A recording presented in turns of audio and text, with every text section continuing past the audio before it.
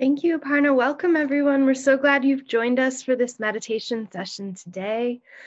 I'd just like to let you know today is one of our art-focused meditation sessions, and we have with us Emma Stein, who's Assistant Curator for South and Southeast Asian Art at the Freer and Sackler Galleries. She's going to be introducing us to a beautiful artwork from Cambodia from the museum collection. So I hope you enjoy it. The program will start with a brief introduction to the artwork by Emma, and then the meditation practice led by Aparna, and we'll have time for your questions and discussion at the end. I'll turn it over now to Emma to begin. All right, so our artwork for today is a beautiful Cambodian sculpture of the Buddhist goddess Prajnaparamita. I know we have a pretty dedicated following here, so I'm assuming that some of you were with us last week. And last week we looked at another Buddhist deity called Avalokiteshvara. And what we began to see with that sculpture, and now continuing with Prajnaparamita, is that Buddhist sculptures or Buddhist deities are embodiments or personifications of ideas. Some of these ideas may be very complex, and some of these may be more straightforward. So Avalokiteshvara was the embodiment or personification of compassion, and he's complemented across the Buddhist world by Prajnaparamita, who is the embodiment of wisdom. She's perfected wisdom, supreme knowledge. Her name literally means the wisdom or knowledge, prajna, that leads to the other shore, paramita. So there's this concept in Buddhism of crossing a river or crossing an ocean. And at the far shore, at the other side, is enlightenment. So Prajnaparamita is the goddess who can most effectively help us get there. This particular form of the goddess, with 11 arms and 11 heads in a tower to match them, was developed in Cambodia in the 12th century, and it became extremely popular and extremely important during that time. Between the 9th and the 12th centuries, Cambodia was ruled by the Khmer dynasty. It was a very powerful kingdom, and the kings and courtiers sponsored the construction of manifold temples across their regime. Most of these are concentrated in northern Cambodia in the region of Siem Reap. Several of you may have visited the great wonder of the world, Angkor Wat. And if you are fortunate enough to go there, you quickly find out that Angkor Wat is but one temple of a complex of dozens and dozens and dozens of surviving temples across a greater expanse of geography. So the temples and the religious philosophy that was adapted there developed out of extensive contacts with India. And earlier on in the 9th century, there was a great deal of contact between India and Southeast Asia. Hindu priests and ritual specialists were invited to come to Southeast Asia and act as tutors for the kings. And then they assisted in the design and the maintenance of temple life. But Buddhists also traveled extensively. Many Buddhists were merchants, and they traveled across the maritime trade routes, bringing their goods and also bringing their knowledge from India into Southeast Asia. So already from the 9th century, Cambodia was a multi-religious place that was both Hindu and Buddhist. But it wasn't until the 12th century that Buddhism really became the state religion of Cambodia. It was under the reign of the king Jayavarman VII. And it was at that time that this form of Prajnaparamita developed. So let's look at her in a little bit more detail.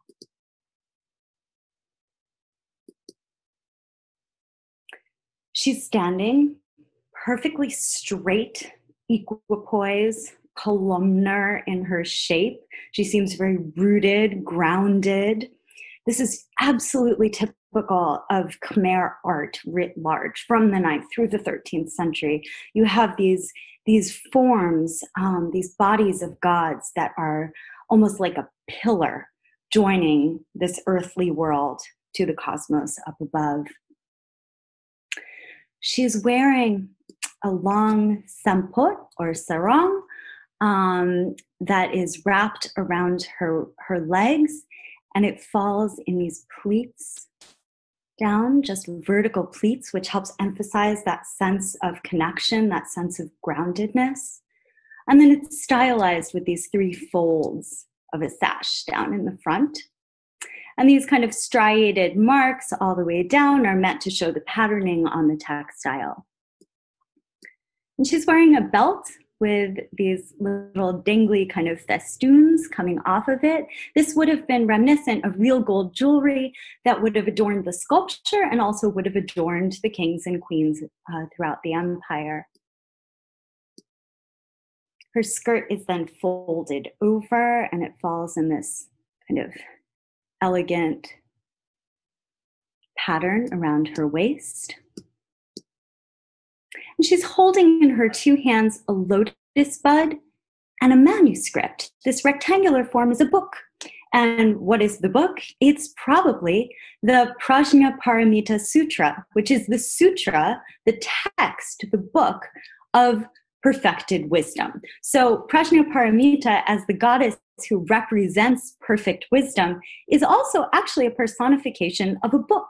There was great renown throughout the Buddhist world for learning, for knowledge of the traditions of Buddhism. And these were captured in written texts, written Sanskrit texts, which were translated into local languages throughout Southeast Asia, and also embodied in the form of these visual forms, these images of deities. Her torso is bare, and she stands with her back kind of arched. This is a typical form throughout Cambodian art where the body is representing the same type of shape that a dancer would take, where the body is curved. It's not exactly straight. And this is based on the form of the naga, the serpent, a very auspicious form and auspicious deity throughout Cambodia. In her 11 hands, she's holding different ritual implements, and it's difficult to discern exactly what they are, but here's a bell in this hand, which is meant to ring and give a kind of penetrating insight. And she holds different lotuses and ritual objects.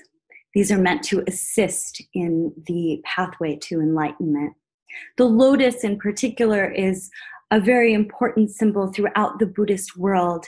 It represents purity and perfection and the potential of all living beings to achieve enlightenment. We see more jewelry on her arms and around her neck. And notice this little hole here. This probably would have been inlaid with a jewel. So like the necklace that I'm wearing, it would have sat just right on her chest there. And we also find another hole here where she had an armband that also probably had a real jewel in it. If we look up at her faces, all piled, we see that they actually see panoramically. So with her power of transcendent wisdom also comes this ability to see in all directions. And her 11 heads corresponding to the 11 arms on each side may correspond also with the 11 steps or 11 elements necessary to achieve enlightenment for a bodhisattva, or the 11 insights which are described extensively in the book that she carries, in the Prajnaparamita Sutra. But if we look closely, we see that each of these heads also wears a crown, and she's wearing lotus bud-shaped earrings on all of the faces. Right at the center of the face, each one has a third eye. And this third eye really represents that penetrating insight, that perfection of wisdom that the goddess as a whole embodies. Now, the earliest record that we have of this particular sculpture, to think of it more as an object, would would have once been used in elaborate rituals in the Khmer kingdom. The earliest record that we have of it, beyond knowing that it was probably created in the 12th or early 13th century based on its style, is from 1929, when it entered the collection of Christian Human, who was a great collector of South and Southeast Asian art. But notice the surface of the bronze is extremely corroded, and it has this bright green patina on it. This is probably from burial. So this at some point was probably buried beneath the earth, divorced from its original ritual context. And we don't know exactly when that happened, but if we can extrapolate a bit from South India, where we have a little bit more knowledge of the way that sacred bronzes were treated, during times of instability or threat or political turmoil, the bronzes, which were the precious objects belonging to the collection of a temple, were buried beneath the ground for protection. And only a few priests would know the location of the buried bronzes. They were ritually buried, they were treated with care. So only the most initiated, the highest level, would know. And then, inevitably, the turmoil would last longer than anybody expected. And the few learned priests who knew the location of the bronzes would die or disperse, and knowledge of where those buried stashes of bronzes were would be gone. So still to this day, throughout India and Cambodia, there are bronzes that are discovered in the earth. And we don't know exactly where they would have originally belonged. But today, we can walk into the Sackler Gallery in an exhibition called Encountering the Buddha, and we can see this sculpture of Prajnaparamita positioned next to a Nepalese sculpture with a very different appearance of the same goddess. And this juxtaposition shows the way that Buddhist ideas and Buddhist imagery was transmitted and connected across Asia, and very different localized forms of the same deity existed in different places. So with that, I'll turn it over to Aparna. Thank you so much, Emma, for that wonderful spotlight talk and sharing all your knowledge with us. It's really inspiring us to, and you've set this perfect stage for us to be able to explore Prajnaparamita through the eyes of meditation, through the third eye of wisdom and intuition. And as we start our meditation practice, I would also like to share that on Monday, we will be observing the Indigenous Peoples Day, which inspired us to pick the theme of unity in diversity. And today's meditation is about realizing the unity behind the diversity as we look at our world through the eyes of wisdom. And may Prajnaparamita guide us in that journey. And for this meditation, we will be also practicing a breathing technique. So let me share with you the technique first, and then we will go on to the meditation. So when I cue you to practice that breathing technique, you know exactly what I'm saying. So this is called as the alternate nostril breathing. And to practice this, we will make the peace sign with our dominant hand. And then we'll put the peace fingertips to the third eye, the space between the eyebrows. Now, if you're using the right hand, it's the thumb that you'd use to cover the right side of the nose. So you're inhaling through the left side. Close the left side, open the right, breathe out. Now we'll breathe in through the right. Close and breathe out through the left. So we essentially breathe in and out through the alternate nostrils. Therefore, the name alternate nostril breathing is also called as Nadi Shodhana, or purification of the nadis, the energy channels. If one nostril is blocked, then just do a one-sided breathing where you inhale through the open nostril and exhale through the blocked nostril. So it will open up the nasal passages. So let's practice this for about a minute, just to be very familiar with the technique. And let me track the time while you explore this practice.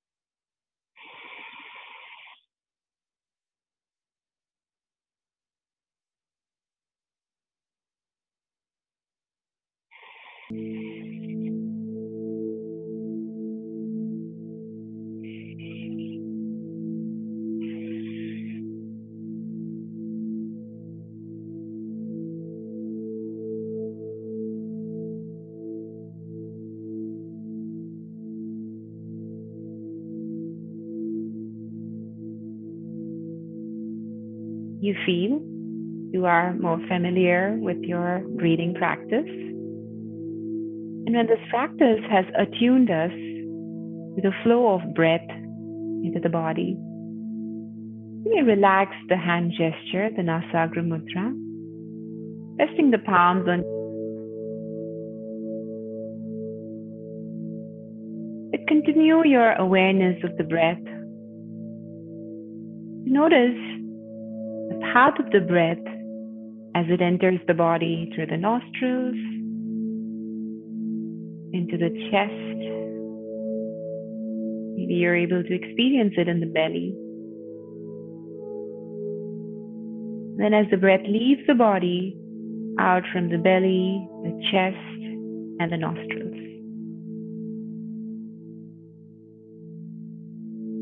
Just for maybe 3 to 5 breaths, allow your awareness to trace the path of the breath.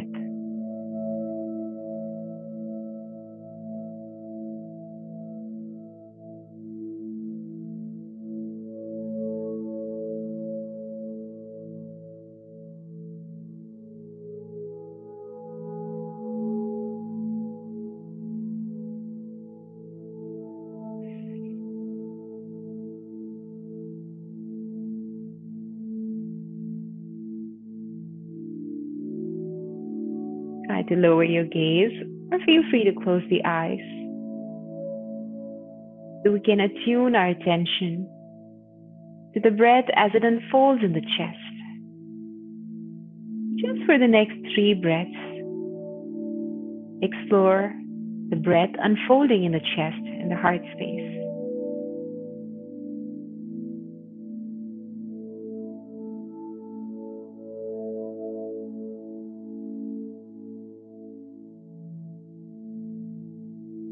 Notice how by guiding your awareness of the breath in the chest, you're allowing a sort of energy to flow into the chest space where the attention is. Like you're guiding the life force or prana in your breath into the heart space, just by placing your attention to that. So in this awareness, let us place our attention to different parts of the body so we can check in and notice the canvas of the body, the canvas of sensations that we're starting today's practice from. So let's imagine we're breathing into the shoulders and the arms.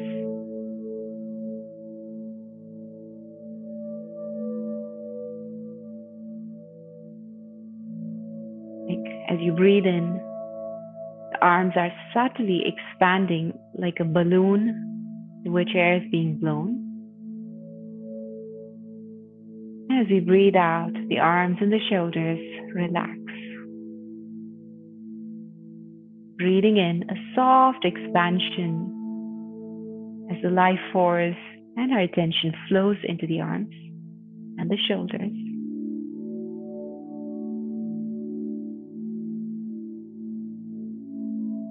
The shoulders and the arms relax. We breathe out.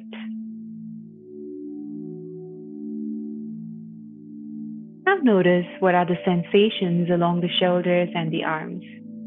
Maybe with the breath awareness, or maybe just awareness to the sensations.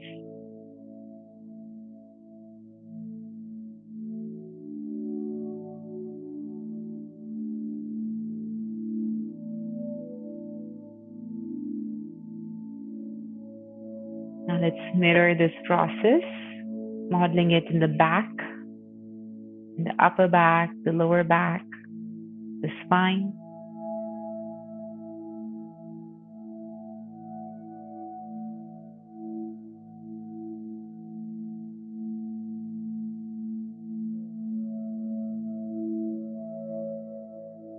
And that is complete.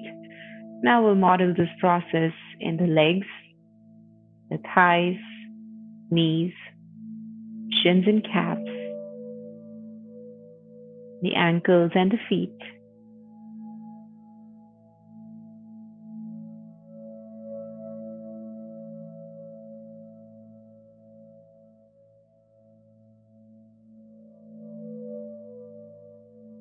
Bringing our breath and attention to the legs. And then noticing what are the sensations right here, right now.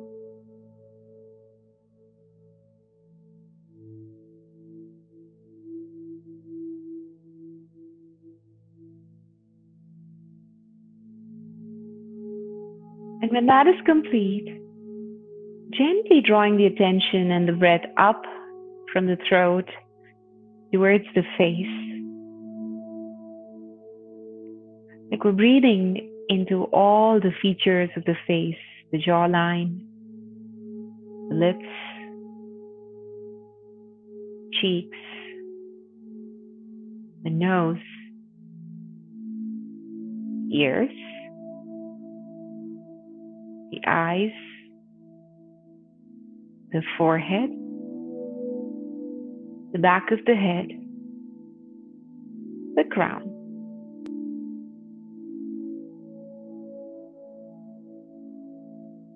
And as we place our breath and attention to the face, head, and neck, we also observe what sensations might be happening there, right here, right now.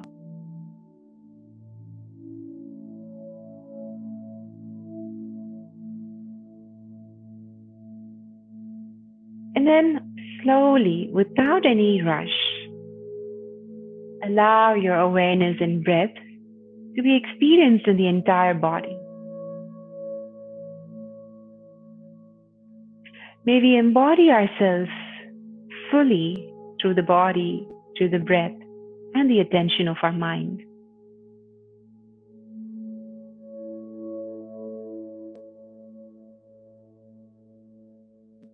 Noticing how even just being can be so full of so many phenomena happening right here, right now.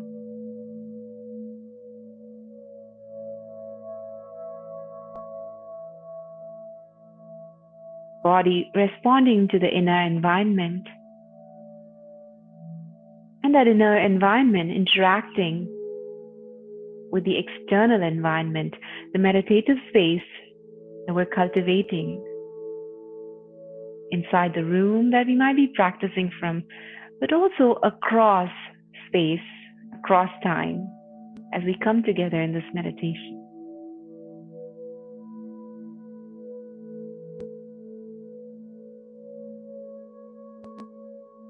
And at this point, let us set a shared intention of being here now and being together.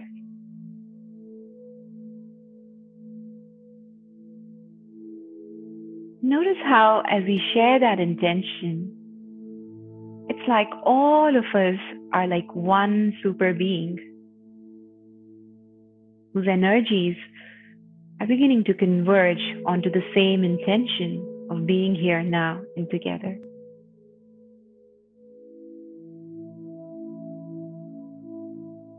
So in this awareness, may we open our eyes to gaze at this beautiful sculpture in front of us.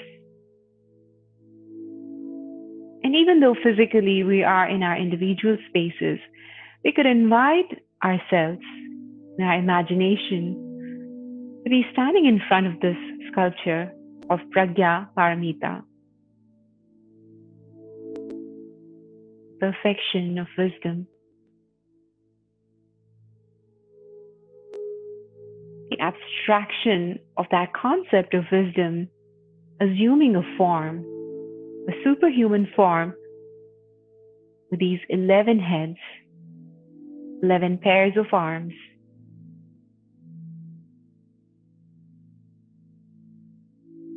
Just like the experience of togetherness that we're cultivating in this meditation by coming together and meditating together.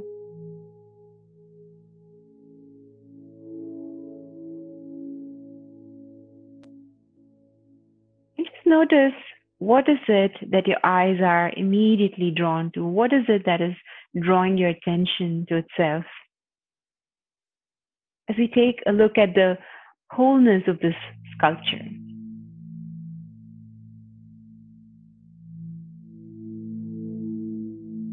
And then imagine you're taking a few steps to walk around. Walk around all the way to the back. Notice the back side. Notice the form, the positive space taken up by the sculpture itself. And then noticing the negative space around it, the emptiness around the sculpture, and its quiet role in helping us see this form, in making this form of the sculpture stand out.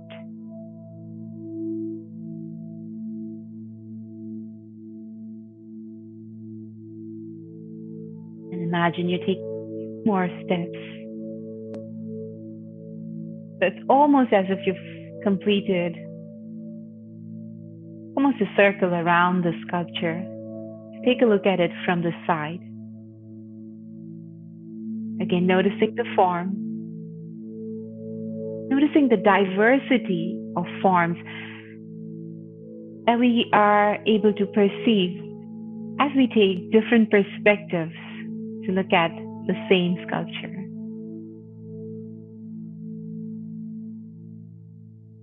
Noticing the diversity, underlying which is the unity of the sculpture. Now imagine you're tracing back your steps, walking around the sculpture. Come back to have a frontal view. And now that the mind's attention is a lot more anchored in Prajnaparamita, let us pay attention to the details of the sculpture. We'll start from the feet up.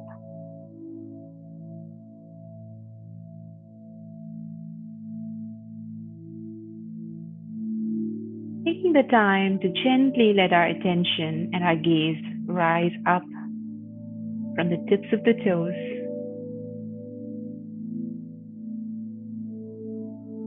into the feet, and noticing as we do that, what are the sensations in our own feet? How are we responding to this art? Slowly letting our awareness rise up through her ankles, observing the details in her anklets, and slowly guiding our awareness up. Notice the details, the folds of her sampot.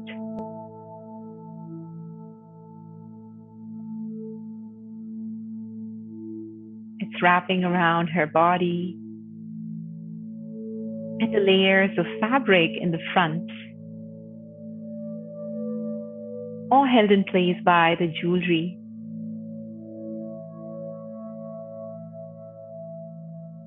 And slowly let our awareness rise up further through her torso, through the chest and the shoulders, to her arms, beginning with the most prominent arms, hands of which are holding the manuscript and the lotus bud.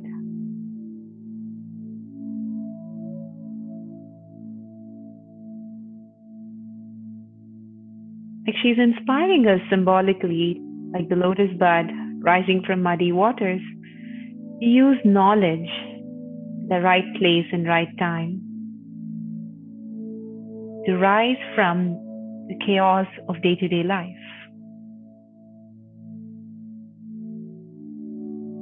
Maybe we could pay attention then to the arms behind,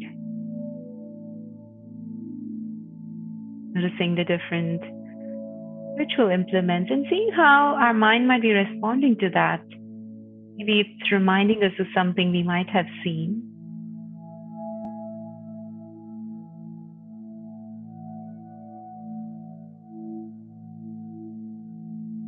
When that is complete, allowing our attention to rise further up through her ornate necklace,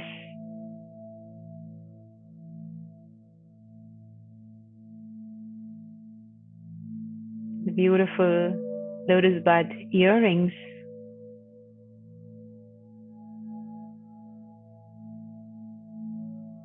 all of the different heads arranged on top.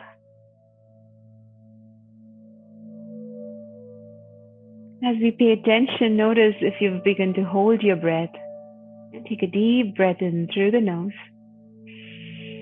maybe letting go through the mouth. And now we'll zoom into her expression. A gentle smile. Maybe we could mirror that smile as we allow our gaze to soften.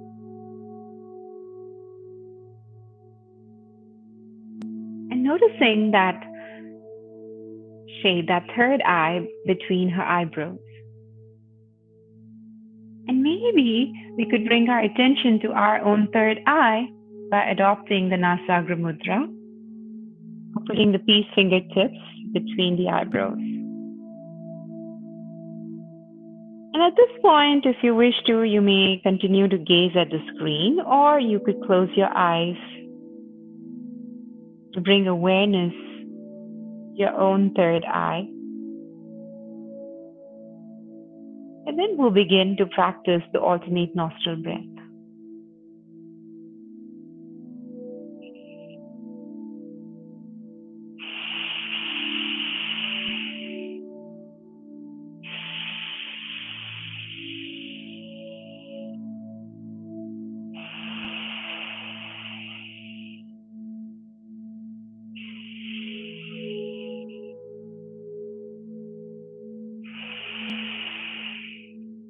As you continue to practice Nadi Shodhana, you inhale through one nostril. Imagine you're drawing all the goodness of the universe from this side, say the left side, and that passes through the third eye as your breath rises up the nostril, up to the third eye. Then as you breathe out, it's flowing down from the third eye into the opposite half of the body.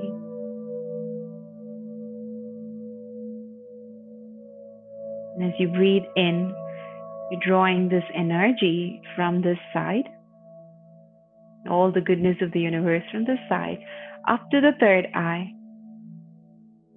To then exhale as if all that energy is flowing down to the opposite side. Notice that this breath could be an opportunity to experience the two halves of the body, the energies in the two halves. Let's take 5 breaths on each side with this awareness.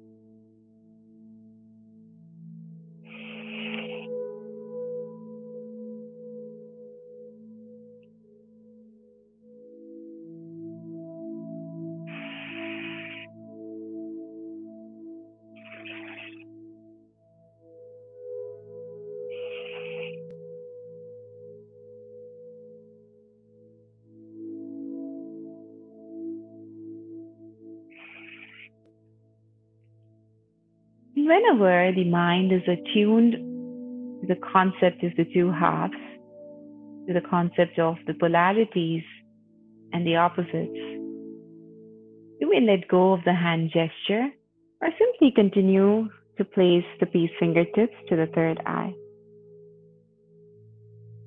Now imagine that you're breathing in and drawing all the information from both halves of the body.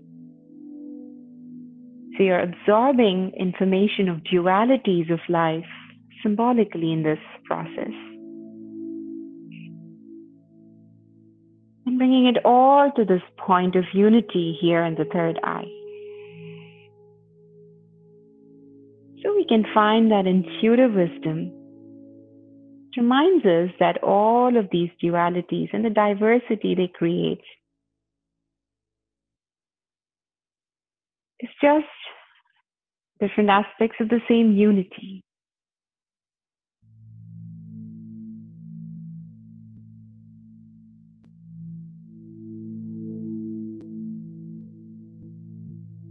So just like the 11 heads of Prajnaparamita, imagine this to be the center from where we have different perspectives. So we cultivate the ability to absorb the information that comes in with diversity, and yet being able to experience it as different shades of the same unity. Just be with this awareness for a few breaths.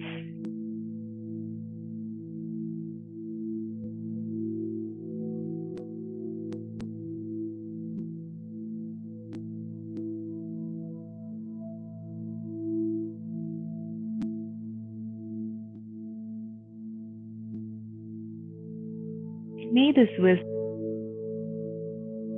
give rise to the compassion that comes by realizing unity is the truth. In Lakesh Alakim, I am another you. Or, as the Upanishadic teaching goes, Soham Aham Saha. I am that, and that is me. So how can we embody this realization that I am another you? That the diversity is just Maya or illusion, the unity is the truth. How can we take this teaching into every word, thought, and action that we're about to bring into life today? Maybe set those intentions. When that is complete, slowly come back to the body, come back to the breath, come back to the awareness that we are where we are. And join palms in prayer. First offering the self a silent namaste. We're thanking the teacher within us for guiding us through this practice. Also a silent namaste to the creative energy of the sculptors who gave us this beautiful sculpture of Prajnaparamita as a reminder of the transcendental wisdom. A silent namaste to all the ancient yogis, the teachers, the masters, through whom we could receive the light of yoga through space and time. And finally, a silent namaste to each other, like we're saying, the light in me honors the light in you. And thank you all so, so much for choosing to share your presence, practice, and time, energy, and attention with me. Namaste. If you have any questions for me about the practice, about the yoga technique or the breathing technique, please feel free to post that to the chat. I would love to respond to your questions. And if you have any questions about the sculpture itself, please do post that as well. We would be happy to respond to all of your curiosity. Once again, thank you so much for coming along in this meditation. Now, I'd like to pass it on to Grace so she could moderate the discussion for us. Thank you, Grace. Thank you, Aparna. That was beautiful. I see we have a comment in the chat that someone thought it was Aparna and Emma they liked this session even more than last week. So thank you. I'm glad that you feel that it's something different and new. And Emma, if you have any more thoughts you'd like to share about the artwork after the meditation practice, feel free to share. And if anyone has any questions, please let us know. Chandra is mentioning that she'd like to do yoga with this sculpture. That could be interesting. I know, Aparna, that's something you've been thinking about is teaching art-based yoga sessions. Yes. Let me just think about what postures would speak right away in response to Prajnaparamita. So let me just take a few moments and I'll respond to that question. Okay. And there is a question about the number of arms in the sculpture that last week's had 8 and this one 11. Is there some significance to the number of arms? Sure. Yeah, I'd be happy to answer that. So 11 is an auspicious number and a frequently occurring number in the Prajnaparamita Sutra, in the book that the goddess embodies. And so there are many significances to 11 associated with her. But one of them is 11 steps towards achieving bodhisattva status. So we spoke a little bit last week about a bodhisattva being a being who has postponed their own enlightenment for the benefit of helping other beings. So according to this particular text, there are 11 steps to get to that point. There are also 11 penetrating insights represented by Prajnaparamita. The 8 arms for Avalokiteshvara, I don't have as precise an answer because Avalokiteshvara shows up with multiple different numbers of arms. Sometimes he has 4, sometimes he has 8, sometimes he has 1,000. So it's the number of arms is associated with whichever particular icon type that Avalokiteshvara is. So we looked at white Avalokiteshvara last week. One of the ways we know he is white Avalokiteshvara, even if he's not painted white, is that he has 8 arms. So the two kind of go together. I also saw in the chat that there's a question about, or a comment that the faces on the Prajnaparamita remind someone of the Bayon temple. Do you mind if I just answer for that quickly? Go ahead, please. Okay, great. So that's a great observation because, in fact, so the Bayon temple is the second largest temple in the whole Angkor area, second only to Angkor Wat itself. And Bayon was built in the 13th century by the king Jayavarman VII, who's the one who established Buddhism as the state religion. Bayon Temple is Buddhist. And those faces in the 4 directions that are so iconic in the Bayon Temple appear in all of the temples that he sponsored. And it was under his reign that this particular sculpture of Prajnaparamita was made, and that this form of the goddess with the 11 heads looking in all directions emerged. So it was an innovation in that period, and it is very much connected with Bayon.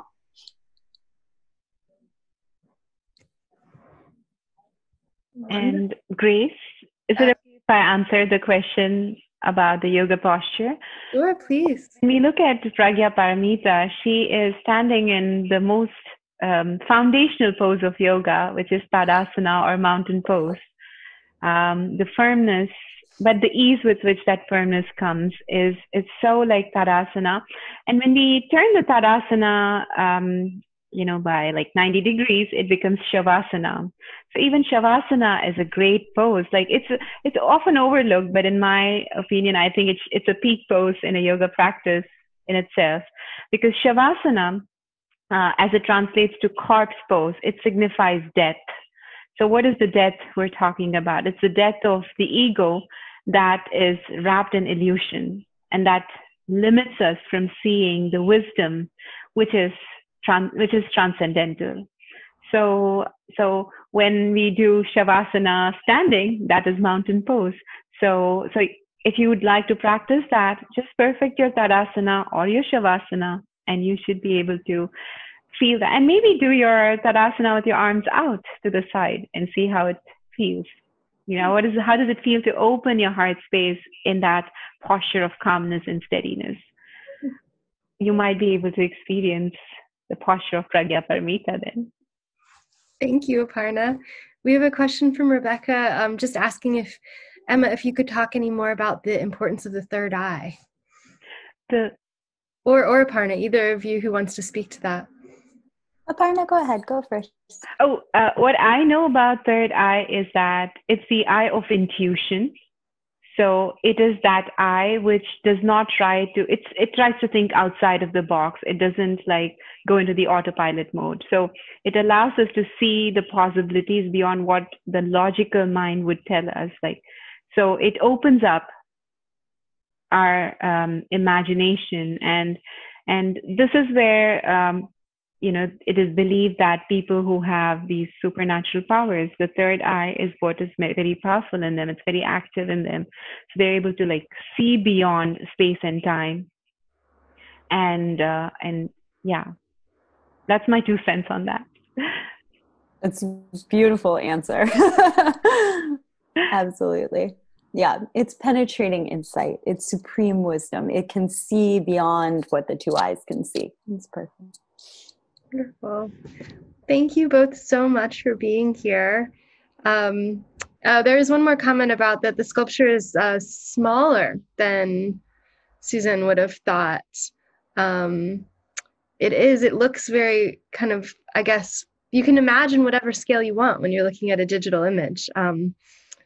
But it's hard to tell, but online we do have the dimensions of all the objects. So you can see it is actually relatively small scale. Thank you everyone for coming. Thank you for your wonderful comments. We'll keep finding more beautiful artworks for you to look at. And next week we will have curator Frank Feltons here, who has led some of the sessions before, to talk about a painting by Hokusai, a Japanese artist in the Freer collection. So I hope you will join us again for that, and come for Aparna's session on Monday as well. Thanks everyone. Have a wonderful weekend.